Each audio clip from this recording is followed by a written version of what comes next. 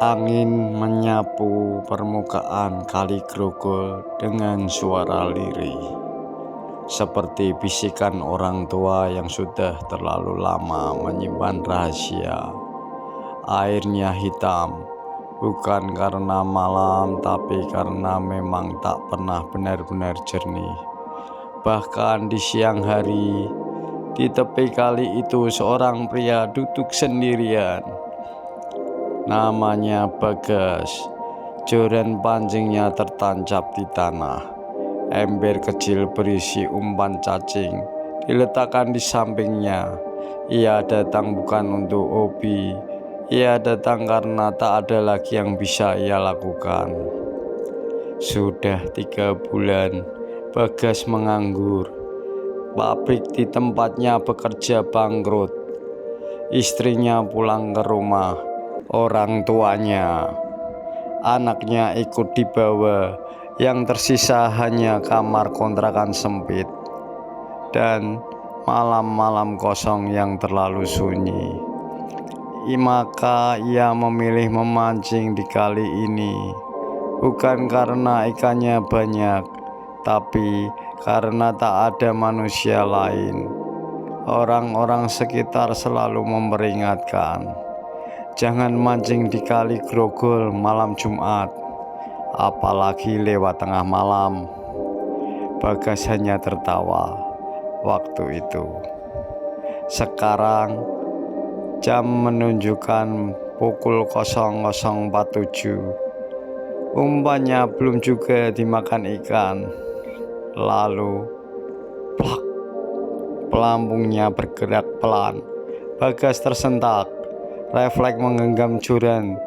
Dapat, gumamnya. Ia menarik perlahan.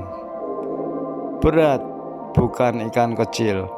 Namun saat ia mengangkat kail itu ke permukaan, yang tergantung bukan ikan, melainkan sehelai kain putih renda basah berlumur lumpur hitam.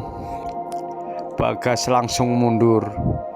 Kurang ajar, siapa sih yang buang beginian?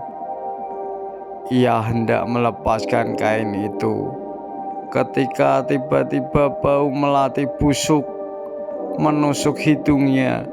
Bau yang terlalu wangi sampai membuat mual. Dan saat itulah, "Tuan, kenapa kain saya ditarik?" Suara itu lembut, perempuan beraksen Belanda yang kental, tapi berbicara bahasa Indonesia kuno. Bagas langsung membeku. Pelan-pelan ia menoleh ke sampingnya. Di atas batu besar di tepi kali, duduk seorang perempuan gaun putih, kotor oleh lumpur. Rambutnya pirang basah, menempel di wajah pucat kebiruan.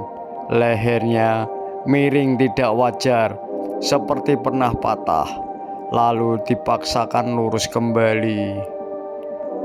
Matanya biru pucat, kosong, namun bibirnya tersenyum sopan. "Perkenalkan, saya Cornelia van der Velde." Bagas tak bisa bergerak. Kakinya seperti dicengkram. Orang-orang di sini biasa memanggil saya Noni Belanda. Angin berhenti. Air kali mendadak diam. Noni itu berdiri. Gaunnya tidak menyentuh tanah. Sudah lama tidak ada yang menemani saya di malam Jumat, Tuan Bagas. Bagas menelan ludah. Kenapa kamu tahu nama saya?" Noni Belanda tersenyum lebih besar. Mulutnya lebar. "Saya menemani semua pemancing di sini, Mas. Yang bertahan sampai pagi hanya sedikit." Ia melangkah mendekat. Setiap langkahnya membuat tanah basah oleh air hitam.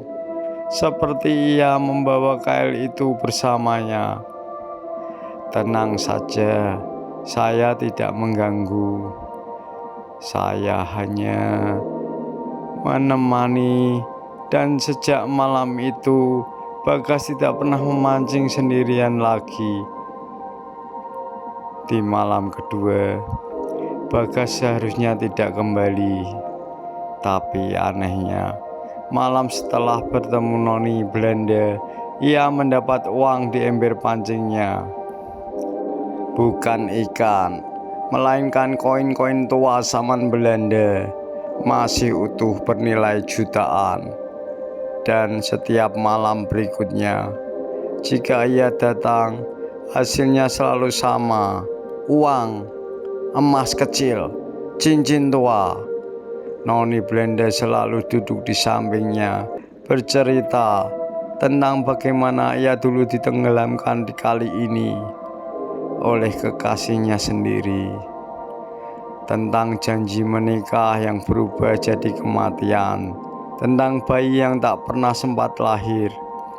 Dan setiap cerita, air kali naik sedikit demi sedikit. Bagas mulai sadar, setiap kali ia pulang, jejak kaki basah mengikuti sampai ke kontrakannya. Terkadang terdengar suara gaun diseret di lantai, dan di cermin kamar mandi terlihat perempuan bergaun putih berdiri di belakangnya. Malam ketujuh, Tuan Bagas, bisik Noni itu, malam ini saya hanya ingin ditemani lebih lama.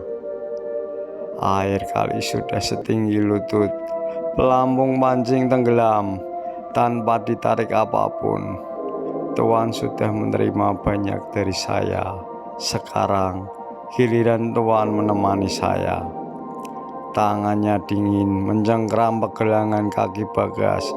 Kulitnya lembek seperti mayat terlalu lama terendam air.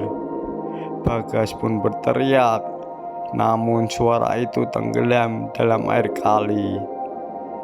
Noni Belanda tersenyum lebar, dan kali grogol menelan mereka berdua.